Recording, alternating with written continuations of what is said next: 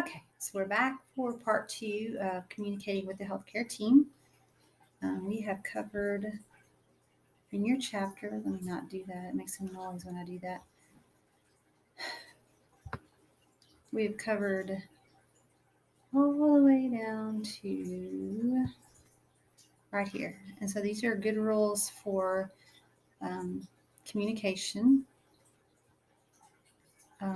One thing that we didn't mention in the PowerPoint is look at the person you're communicating with. Eye contact is an important part of good communication. Speak clearly in a normal tone of voice. Be sure you have the person's attention before you speak. Provide your attention as well. Ask questions if you do not understand. Asking questions shows that you are listening and willing to learn. So now we're going to start with the medical record. So the medical record is also called the chart. It's probably going to take me back. Oh. The medical record is also called the chart. It's called the clinical record. Oprah calls it the clinical record. And what is the medical record? It is a written or an electronic account of the person's condition and their response to treatment and care. Let's get those blanks filled in. It's also important that you know that the medical record or the chart is also permanent. It doesn't go away. So anything that you chart in there is for forever and ever and ever and ever and ever. It is also a legal document. So what you chart and what you fail to chart can be used in court. So it's important that you learn how to chart and that you do it accurately and truthfully and follow directions, okay? So there are policies. Your nursing center will have a policy about medical records, who can see them, and these policies will address who records. So recording is documenting or charting.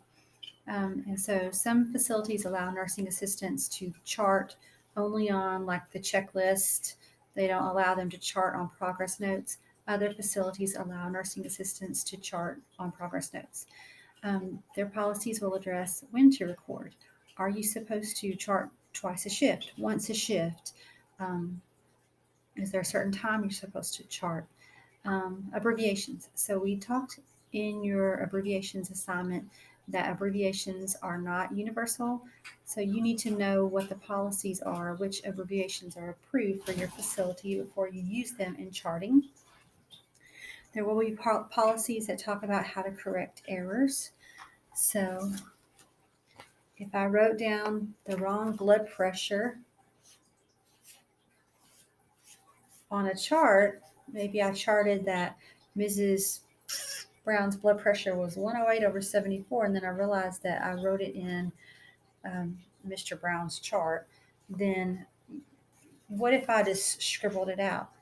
That wouldn't be appropriate because remember the chart is permanent and it's legal. So if you scribble something out, that makes it look like you're trying to hide something, and that's no good.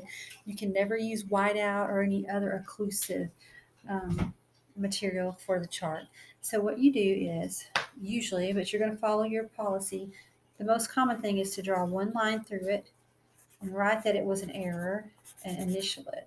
Okay, so now you can still see what it said, but we also know that that was an error and it was written in the wrong chart. Okay, that's the most common way to do it. Also talks about your policy will address ink color. Most facilities will allow blue or black. Some only allow black. They probably don't allow green marker. Sometimes red ink is used for allergies, but usually black or blue. Also how you sign entries. So I'll show you my signature. Traditionally, we sign first initial, last name, and then title. So in mine, Sean RN. And additionally, when you do chart, you'll see some samples in the book. You want to make sure that all the lines in the area where you charted are lined out so nobody can add something to your charting and make it look like you wrote it, okay? And so figure 4.1 and figure 4.2. Those are images of medical records. So figure 4.1 shows a paper medical record. And even though we've gone to electronic medical records, we still do have paper copies in most facilities. They're not, everything's not there, like all the charting's not there, but there are things that still are on paper. And what if the computer goes down? We still have to document, so it would be appropriate to have paper charts as well. This is what an electronic chart would look like. So it's Point Click Care, that's the brand, that's the software that's being used. We're under the clinical and we can choose our residents, and then our resident is Jane Doe, and we can chart on her in the electronic chart. So that's kind of what it would look like. What else is in your notes real quickly? I feel like there was another blank.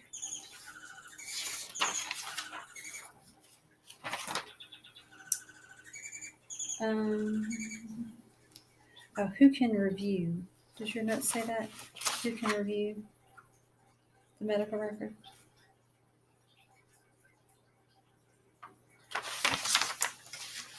We'll just go over that. Anyways, so who can review the medical record is right here. Professional staff involved in a person's care can review charts. So if you're the cook, if you work in the laundry or housekeeping or office staff, you don't have a reason to read the chart. Some centers allow the nursing assistant to read the charts. If your center doesn't allow nursing assistants, then your nurse will tell you the needed information, okay? You have the ethical duty and legal duty to keep the person's information confidential. So if you know someone in the center, you're not involved in their care, then you are not to look at their chart. If you do that, that is an invasion of their privacy. And remember, that is not upholding the resident's rights. So under OBRA, residents have the right to know the information in their medical record. And remember that if they ask you for the chart, you're supposed to report that request to the nurse. So it's not your job as a nursing assistant to give them the chart. Oh.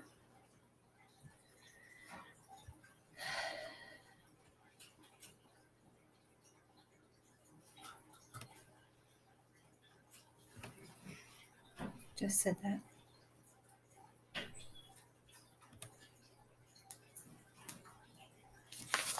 Okay. So the next one, your next question says, what forms are included in the medical record? And if you go into your chart, if you go into your chapter copy, you're going to see OPRA calls it clinical record.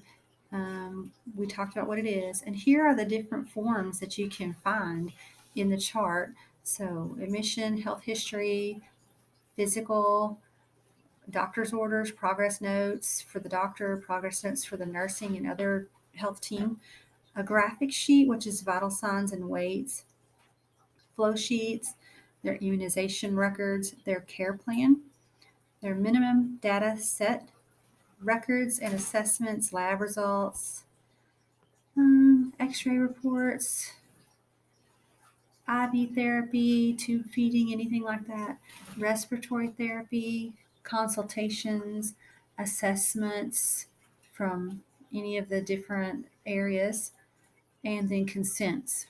So those are all tabs that you can find in the chart, whether it is an electronic chart or a paper chart. And health team members are going to record and record each chart on the forms that are applicable to their departments. And then that information is available for other team members to read, and it tells about the care provided and the person's response. So we just talked about that part. All right, so these are forms that relate to your job. And really, this is set up for you to get the information from the book. So you're going to look at the information on admission sheets. You need to know what information is included on the admission sheet, and that's right there on the page that is showing. The progress notes. What are the progress notes? How often are they updated? Activities of daily living, also called the ADL. That's a flow sheet, and it's important. That's a very important one for the nursing assistant. Here's an example of a progress note, how it's charted. And this is an activity of daily living flow sheet. So flow sheet is not like written in paragraphs or sentences. It's written more as checks and initials and abbreviations. There's the key right here. And it talks about their activity, their transfer, did they get their bath, dressing, grooming. So that's what the flow sheet addresses. And it's a flow sheet because it's multiple days and multiple shifts and it just flows, okay? And there are other types of flow sheets that you can see listed in this area right here, okay? So those you'll fill out on your own. We do want to look at the Cardex. The Cardex is a type of file. Let me just make sure we got our slides keeping up. Those are the forms we just talked about. So you're going to fill those out on your own. Oh, what is a POC? A point of care. And this is sometimes it's a kiosk, sometimes it's a mobile device where the charting takes place. And you can read about that in your book too and get that good answer. So Cardex. The Cardex is a type of card file. It's not like the big chart, but it kind of summarizes information and you can go there as a quick reference. So I do want to show you the Cardex. It's on page 44 in your book. So this is what it looks like. And once you get used to whatever form your facility uses, you'll be able to come there and look at this information really quickly. So first of all, we look at the bottom. This is where our resident's name is. So we see our resident is room 310. He is Edwin Parker. He is Dr. Epstein's patient, and he was admitted with CHF and dementia. And we have his hospital number. We see his wife's contact number. He has no known allergies. If we go up to the top, we can see things like he's on a regular diet, so he doesn't have diet restrictions. He does get health shakes at bedtime, so he gets some supplements. He is on a fluid restriction. He is restricted to 2,000 milliliters of fluid per 24 hours. So that's like a 2 liter of soda. That's the amount it's equal to. So during the day shift, he can have 1,000, afternoon shift 800, and then night shift 200. And we have to keep up with that. So he's on a fluid restriction because he has congestive heart failure, CHF. So congestive heart failure is when he takes in too much fluid, then that fluid can start backing up into his lungs and causing him to not be able to breathe. Other things we see, he's up ad lib. Look, there's one of your abbreviations. He ambulates. He is independent in his walking. He's independent in transferring, and he can reposition himself by himself, but he needs assistance with feeding, bathing, toileting, and oral care. We also see that he is incontinent of his bladder. Incontinent means he cannot control his bladder. He sometimes has accidents, but he is continent of stool. So this is the Cardex, and like I said, it's got a lot of information in one place, and you'll learn to see that information. 2 liters of oxygen, PRN, that means as needed. If his oxygen level goes down, we've got oxygen for him. He does get vital signs every day, weight every day. He's hard of hearing, impaired vision, impaired language. He does get speech language therapy. I saw that somewhere. Oh, right there. 3 times a week. So anyways, that's a Cardex. That's an example of a Cardex. And Hope that makes sense to you. It's really important to know where to find that information. And we will end with resident care conferences. OBRA requires two types of resident care conferences. One is called the Interdisciplinary Care Planning Conference. If you remember, we talked about the interdisciplinary team, and that's all the different people from different disciplines like pharmacy, dietary, medicine, all those different people coming together to take care. So this is a conference where all these people come together and they make the care plan, the plan of care. And so this, the care plan is updated. Actually, I think you're just going to have to go and look at the IDCP conference. Well, let's look at it together. Sorry, mumbling. So the Interdisciplinary Care Team Conference is held regularly. The purpose is to review and update the care plans. It's also held for new residents to make their care plans. And then if there is a change in the health status, they may meet to update the care plan. So that's the interdisciplinary. It's regular. It's held regularly, okay?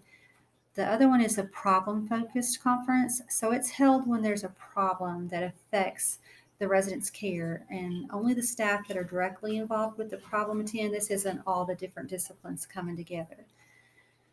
We want the resident to take part in the conferences. The family can be involved. The resident may not always agree with the care plan, but that's their right also. A lot of centers include the nursing assistant and the care conference. Sometimes the nursing assistant knows the resident well because you're with them and you're having frequent contact with them. So you may be asked to attend the conference. And what goes in your blank is always share your ideas and observations. You play a key role in helping the resident meet his or her goals after the conference. So you sit in on the conference, you help develop the care plan, and then you are a key part of reaching those goals. So we're going to stop this video right here, and we'll start with recording and reporting with the next video.